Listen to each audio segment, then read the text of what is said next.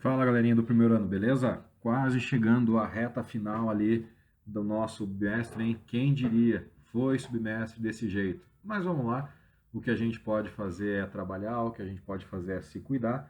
Então, continuando a nossa revisão, que a melhor maneira de revisar um conteúdo é fazendo exercícios, hoje a gente vai falar um pouquinho lá de plano inclinado e força normal.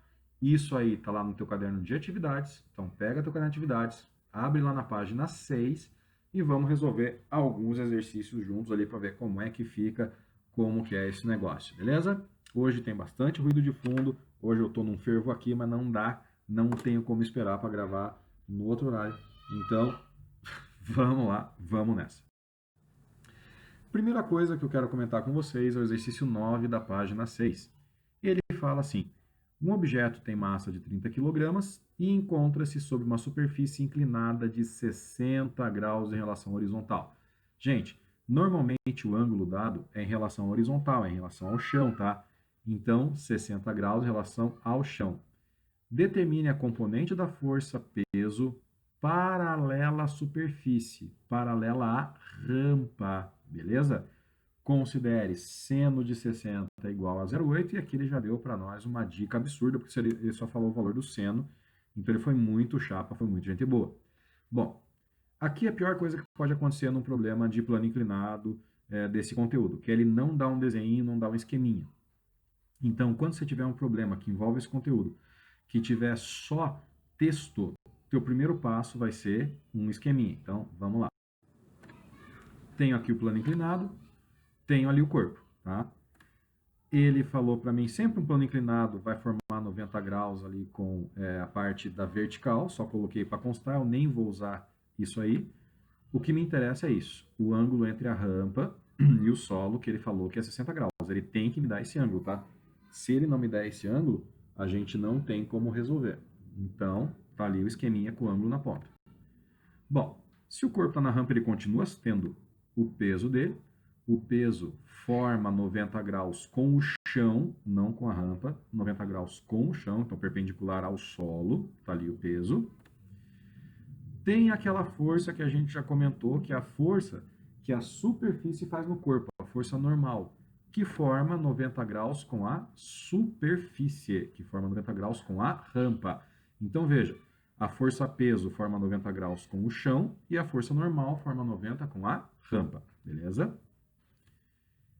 O que me interessa são as componentes do peso. Então, eu tenho uma componente do peso paralela à rampa, que é essa que apareceu em azul agora, que a gente pode chamar de PX, peso tangencial, vai depender do problema, vai depender da questão, e a componente do peso, que vai ser oposta à normal, que vai formar 90 graus com a rampa.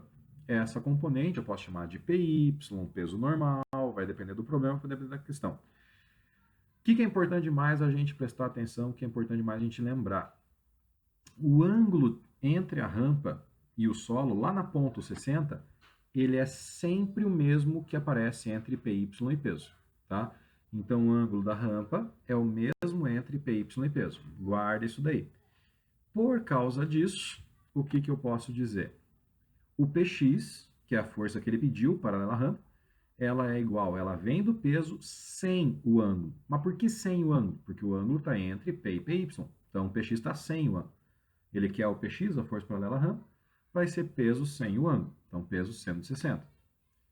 Peso a gente sabe que é massa vezes gravidade, então mg seno de 60. Ele deu para nós a massa que é 30, a gravidade é 10. E lembra que eu falei do presentão do peso? Tá ali, ó.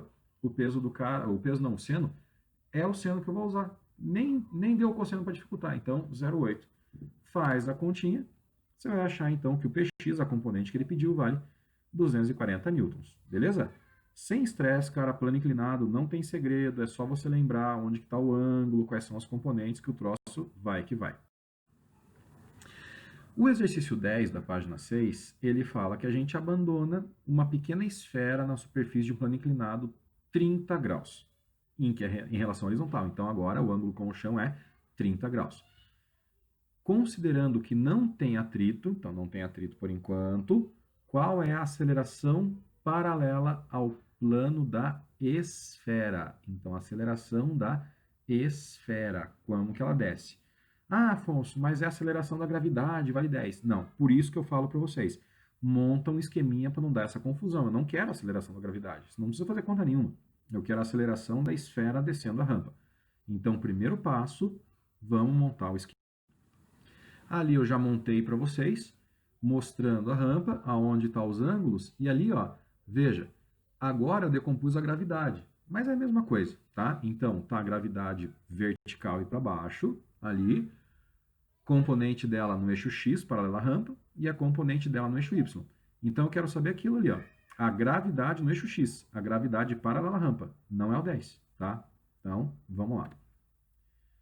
Força resultante, se o cara está descendo a rampa sem atrito, a única força é o Px, então o Px é a própria resultante.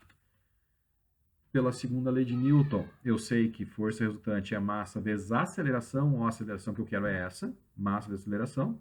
E o Px é peso sem o ângulo, pode olhar ali, o ângulo está com y, não está com x. Abre o peso, fica a massa vezes aceleração, igual a mg seno θ. Como a massa aparece dos dois lados, eu posso fazer um tchuk-tchuk. Corta, corta, tira a massa dos dois lados, manda ela embora. Sobra para mim que a aceleração que eu quero, a aceleração de descida da rampa, é igual gravidade seno de 30. Gravidade vezes gravidade sem um ângulo.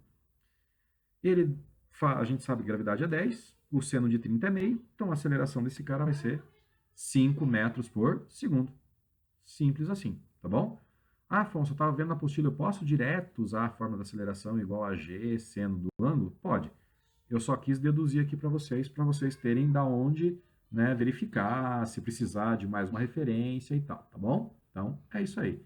Sem estresse, na manhãzinha, vai que vai, vamos para frente. O exercício 11, gente, ele é da Universidade Federal do Paraná, pega lá na página 6, e ele fala para a gente o seguinte: o empregado de uma transportadora precisa descarregar de dentro de seu caminhão um balcão de 200 kg. Para facilitar a tarefa do empregado, esse tipo de caminhão é dotado de uma rampa, plano inclinado, né, gente? Pela qual podem se deslizar os objetos de dentro do caminhão até o solo sem muito esforço. Considere que o balcão está completamente sobre a rampa e deslizando para baixo, então ele está descendo o plano inclinado. O empregado aplica nele uma força paralela à superfície da rampa, tá? A força que ele faz é paralela à rampa, segurando de modo que o balcão desça até o solo com velocidade constante. Gente, esse termo velocidade constante é a coisa mais importante desse problema aqui. Então, dá uma grifada na tua apostila nesse termo, que isso aqui é importante demais. Desprezando a força de atrito entre o balcão e a rampa, e supondo que esta forme um ângulo de 30 graus com o solo, então ó, sempre dá com o chão, o módulo da força paralela ao plano inclinado exercida pelo empregado então qual força o empregado vai ter que fazer? Então eu tenho lá 2.000, 1.000 raiz de 3, 2.000 raiz de 3, 1.000, 200, vamos ver como que resolve esse negócio, bora lá. De novo, se você não tem um esqueminha, a melhor coisa a fazer, como eu estava falando, eu tive que dar um pause aqui, a melhor coisa é montar um esqueminha. Então eu tenho o plano inclinado, tá ali a caixinha descendo, aquele ângulo de 90 que eu já falei para vocês, que a gente praticamente não usa, só para ter uma referência. O ângulo com o chão, o enunciado falou para mim que é 30, então tá ali o ângulo com o chão, ele me deu. O peso sempre formando 90 graus com o chão, então o peso aparece. Normal, que é a rampa fazendo força no corpo para cima, formando 90 graus com a rampa. Componente Px, que é a componente que faz o cara escorregar, paralela à rampa. Py vai servir para eu calcular a força normal, porque o normal é matematicamente igual a Py. E o ângulo vai estar entre peso e Py, portanto, Px está sem o ângulo. Mas eu não quero nenhuma dessas forças. Eu quero a força que o cara faz para a caixa não descer. Então, é essa força aqui que eu quero. Ó. Essa para cima, que é a força que eu vou chamar de Fe, que é a força que o cara está fazendo para segurar. A caixa está escorregando, ele está fazendo uma força para cima. Bom, por que eu falei para você ficar muito ligado com aquele termo velocidade constante? Se a velocidade é constante, é porque as forças se anulam. Então, eu posso falar que a força do empregado é igual ao Px. E eu queria calcular a força do empregado. Agora ficou fácil. Porque eu sei que Px é o peso sem o ângulo. Peso eu sei que é a massa vezes gravidade, seno de 30. Tenho o valor da massa, que ele deu no enunciado que é 200, gravidade é 10 e o seno de 30 é meio. Faz a multiplicação, a gente acha que a força do empregado é 1000 newtons. Então, veja, uma questão de vestibular, uma questão da federal, e não é nenhum absurdo de você fazer, dá para fazer na boa, dá para fazer legal, é só ter um pouquinho de paciência, monta as forças, lê o problema com calma, faz o esquema que dá certinho. Exercício 12 da página 6, agora ele vai falar basicamente de força normal. Então ele fala que tem um objeto em equilíbrio apoiado sobre uma superfície. Qual é a afirmativa correta? Curto e grosso. Você tem um objeto em cima de uma superfície, qual questão é certa? Letra A. Força, peso e força normal se anulam, pois formam par ação e reação. De jeito nenhum, gente. Força, peso e força normal formam par ação e reação. Mas eles não se anulam por quê? Porque eles atuam no mesmo corpo. E ação e reação tem que atuar em corpos diferentes. Então a letra A está errada. Não tem como ser a letra A. Só por causa disso. Eles não se anulam. Foi ali que lascou a alternativa. Letra B. O objeto está em equilíbrio, pois as forças normal e peso sempre são iguais. Ai, a gente acabou de sair de uma aula de plano inclinado, que a gente viu que normal e peso nem sempre são iguais. Às vezes elas têm até direções diferentes, módulos diferentes. Então, dizer que é sempre igual só quando o cara está no horizontal. Só que veja, ele falou do enunciado que está no horizontal e depois na letra B ele fala que é sempre assim. Não é. Se ele falasse na situação do enunciado, eles se anulam, beleza. Mas ele falou que é sempre, então pode ser em qualquer coisa? Não pode. Letra B está falsa. Letra C. Força normal é considerada uma força de campo, uma vez que seu valor está relacionado com o peso. Ai, normal é a força que a superfície faz em você, que a mesa faz em você. Ela encosta em você para poder existir. Então, a força normal não é de campo, ela é uma força de contato. Letra C está errada. Letra D, já entreguei porque não vai ter o comentário certa. Força normal aplicada no corpo é uma ação da superfície sobre o objeto. Sim, é a força que a superfície faz no corpo, é a ação da superfície. E a reação é o corpo empurrar a superfície para baixo. Então a letra D está certa. Letra E a gente sabe que está errado, que elas não formam par ação e reação, e a força normal e peso nunca se anulam, muito pelo contrário, elas se anulam porque elas atuam no mesmo corpo. Então aí que está o problema da letra E, beleza? O fervo está grande, mas deu para acompanhar? Então tá bom, vamos para frente. Exercício 13, ele fala que eu tenho containers azul, vermelho e verde, que tem massas de 2.000 para o azul, 3.000 para o vermelho e 5.000 para o verde. Ele quer a força normal exercida pelo container verde sobre o vermelho.